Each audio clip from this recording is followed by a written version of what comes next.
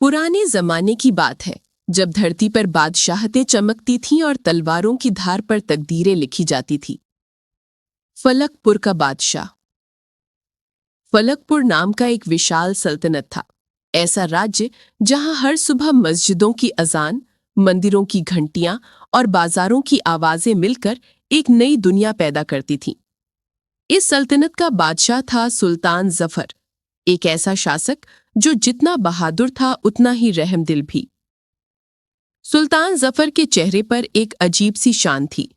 उसके चलने से महल के संगमरमर के फर्श भी जैसे गर्व से चमक उठते थे। पर दिल के किसी कोने में एक ऐसा अंधेरा भी था जिसे वो खुद भी अच्छी तरह से नहीं जानता था। हर रात न जाने कैसे उसकी नींद में एक ही सपना आता। एक वीरान जगह, एक टूटा हुआ सिंहासन और एक बच्चे की चीख, बादशाह हमें बचाइए। सुल्तान नींद में घबरा कर उठ बैठता, मगर उसे समझ नहीं आता कि ये सपना क्यों आता है। एक सुबह दरबार में एक अजनबी को लाया गया। वो काला लंबा चोगा पहने हुए था और उसकी आंखों में एक अजीब चमक थी। सिपाही बोला, जहांपना, ये शख्स रात के अंधेरे में शहर की दीवारों के पास पकड़ा गया है, अपने नाम तक बताने को तैयार नहीं।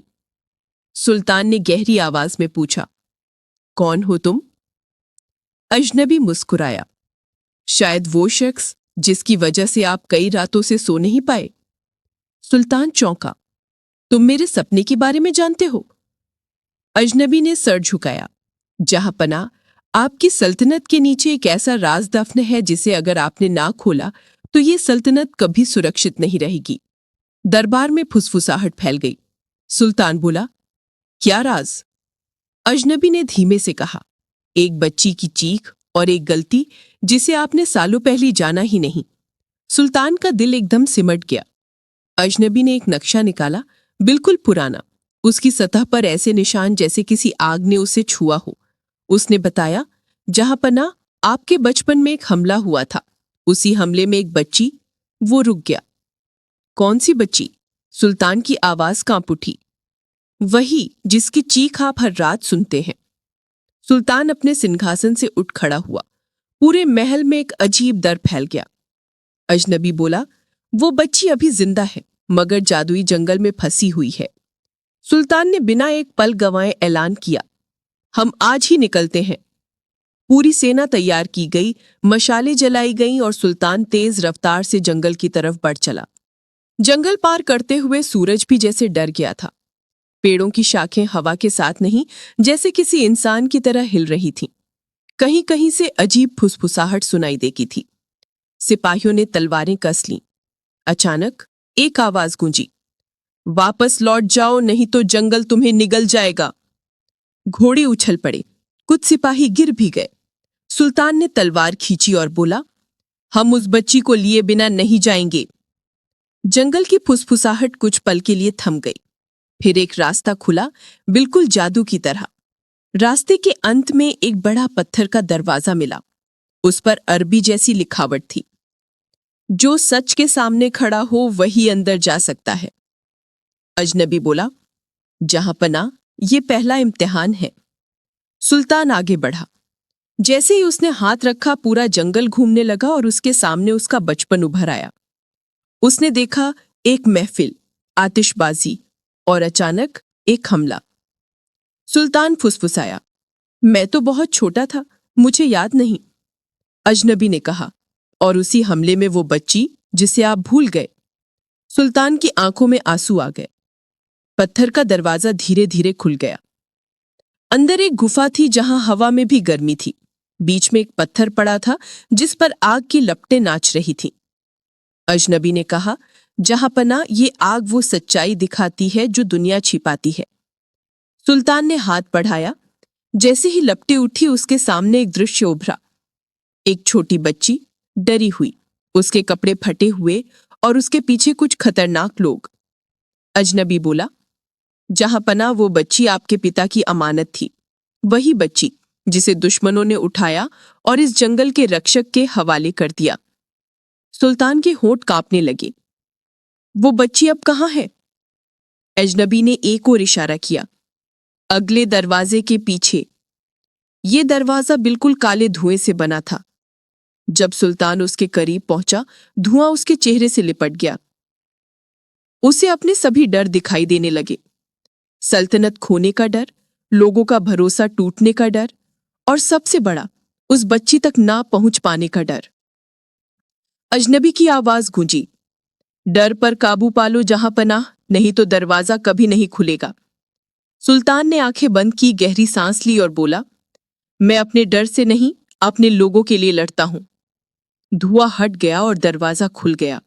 दरवाजा खुलते ही एक शांत नीली रोशनी वाला इलाका दिखाई दिया। बीच में एक छोटी कमजोर सी लड़की बैठी थी। उसकी उम्र मुश्किल से 12 साल रही होगी। वो कांपते हुए बोली, आप कौन हैं? सुल्तान की आवाज भर आ गई, शायद वो आदमी जिसे तुम्हारी रक्षा करनी थी, लेकिन मैं देर से आया, बहुत देर से। लड़की ने डरते हुए पीछे हटना चाहा। उसी वक्त जंगल हिलने लगा। अजनबी चिल्लाया, जहां पनाह, जंगल का रक्षक जाग गया। एक विशाल प्राणी, आधे इंसान आधे दरिंदे जैसा, पेड़ों के बीच से उभर आया। उसकी आंखें लाल थीं और शरीर काले धुएं जैसा। उसने गर्जना की, ये बच्ची अब मेरी है। सिपाहियों ने तलवारें खींच लीं। सुल्तान ने लड़की को पीछे किया और बोला, अगर तुम बच्ची पर हाथ भी उठाओगे तो पहले मेरे जिस्म पर से गुजरना होगा। रक्षक ने हमला किया। जंगल कांप गया। युद्ध शुरू हो गया। सुल्तान ने अपनी पूरी ताकत लगा दी। रक्षक ने सुल्तान को पेड़ से दे मारा, मगर सुल्तान फिर उठ खड़ा हुआ। सुल्तान गर्जा, मैं बादशाह हूं और बादशाह अपनी अमानत को कभी नहीं छोड़ता। उसने तलवार सीधी रक्षक के दिल में उतार दी। रक्षक चीखा, धुआं बना और हवाओं में उड़ गया। जंगल धीरे धीरे शांत होने लगा। लड़की रोते हुए सुल्तान के पास आई। आप मेरी हिफाजत करेंगे? सुल्तान ने उसके सिर पर हाथ रखा, जान से भी ज्यादा। अजनबी ने कहा, जहां पना, अब वक्त है वो बताने का जो सच आपको जानना ही चाहिए। सुल्तान ने लड़की का हाथ कसकर पकड़ा। बोलो। अजनबी ने कहा, ये बच्ची आपकी छोटी बहन है, जिसे आपके पिता ने गुप्त रूप से बचाया था, क्योंकि दुश्मन उसे मारना चाहते थे। सुल्तान की रगों में जैसे खून रुक गया। उसने लड़की को सीने से लगा लिया। जब सुल्तान अपनी बहन के साथ वापस लौटा, पूरा फलकपुर शहर पहले से कहीं ज्यादा खुश था। लोगों ने फूल बरसाए, नारे लगाए, सुल्तान जफर जिंदाबाद। सुल्तान ने पहली बार बिना किसी डर के मुस्कुराया। उन्होंने कहा, आज से यह सिर्फ मेरी बहन नहीं, बल्कि हमारी सल्तनत की अमानत है। सब कुछ ठीक होने ही वाला था कि एक दूत दौड़ता हुआ आया। जहांपना, पूर्वी सरहद पर बड़ा हमला हुआ है। सुल्तान ने अपनी बहन की तरफ देखा। उसने धीमे से कहा, भैया जाओ, आपकी सल्तनत आपको बुला रही है। सुल्तान ने उसकी आंखें चूमी और बोला, मैं लौट कर आऊंगा। सिपाहियों के साथ वो युद्ध की ओर बढ़ गया। पूर्वी सरहद पर दुश्मन पहले से ज्यादा ताकत से हमला कर रहे थे। सुल्तान ने अपनी तलवार हवा में उठाई। आज के बाद फलकपुर पर कोई नजर नहीं डालेगा। युद्ध का मैदान आग से चमक उठा। घंटों लड़ाई चलती रही। लहूलुहान, बेहद थका हुआ, पर सुल्तान कभी नहीं रुका। आखिरकार उसने दुश्मन के सरदार को गिरा दिया। सेना ने नारे लगाए, फतेह फतेह। लौटते वक्त सुल्तान थकान से गिर गया। सिपाहियों ने उसे उठाया, मगर सुल्तान ने कहा, मैं ठीक हूं, मुझे मेरी बहन के पास ले चलो।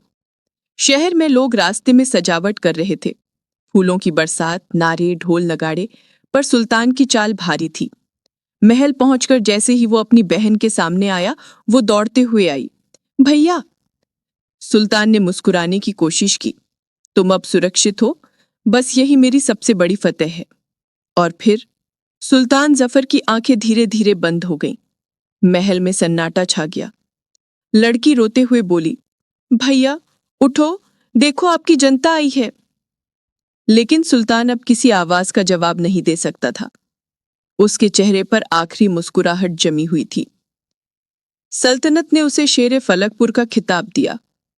वक्त के साथ सब कुछ बदल गया, लेकिन हर साल उसके नाम पर एक जुलूस निकलता है, जहां लोग कहते हैं, उस बादशाह से बड़ा कोई नहीं जो अपनी सल्तनत से नहीं, अपनी अमानत से प्यार करता था।